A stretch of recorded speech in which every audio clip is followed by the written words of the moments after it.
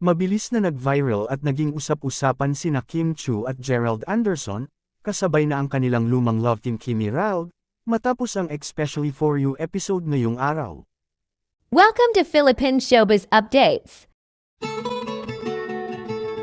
Latest updates ang hatid sa iyo ng channel na ito, at kung mahilig ka sa mga ganitong kaganapan sa showbiz, ay maaari mong isubscribe ang channel na ito para laging updated sa showbiz ganap.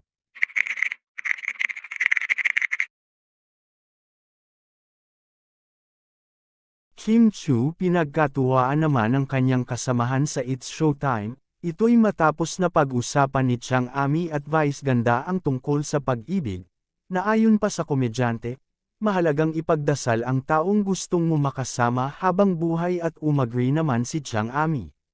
Dito nga ay hinighlight niya na pag nagdadasal ay dapat maging specific, sa taong gusto mong dumating sa buhay, at ibinahagi din ni Chang Ami na ipinagdasal niya rin ang taong mahal niya ngayon at hindi siya nabigo dahil dumating nga ito sa kanya.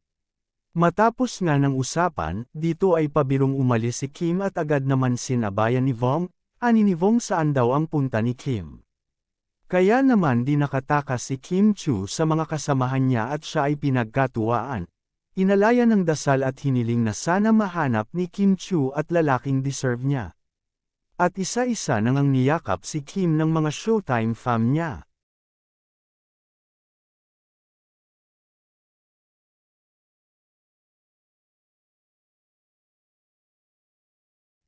Di pa natapos ang biruan nang sabihin ni Vice na isasalang nila si Kim Chiu sa Especially For You segment, at natanong naman ni Vong na kung sino ang ex na iimbitahin para tulungan si Kim sa pagpili. Ani pa ni Vice si Direk Lauren na lang para safe. Humirit din si Vong, ayon pa kay Vong tamang-tama daw ang segment sa Valentine's. Matapos nga ang panawagan ni Jong tungkol sa pag-trending nito at mga biruan na nangyari ay agad nga nag-trending ang pangalan ni Vice Ganda, Kim Chiu, at Gerald, narito nga ang komento ng mga netizens.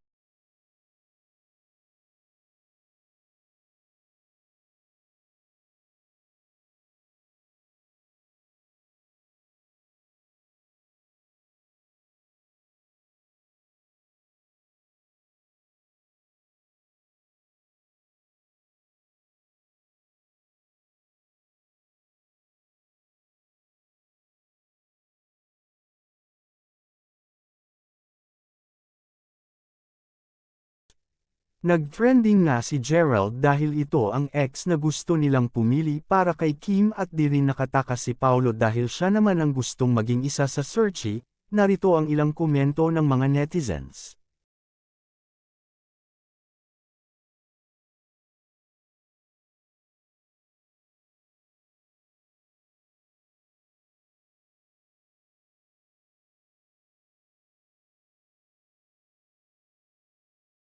Maya-maya naman pati si Sian Lim ay nag-trending na rin.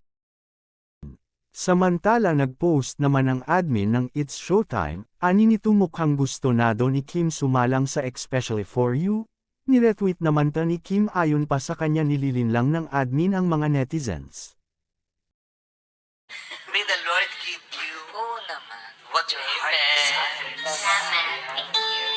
Don't forget to like, comment, and subscribe for more updates.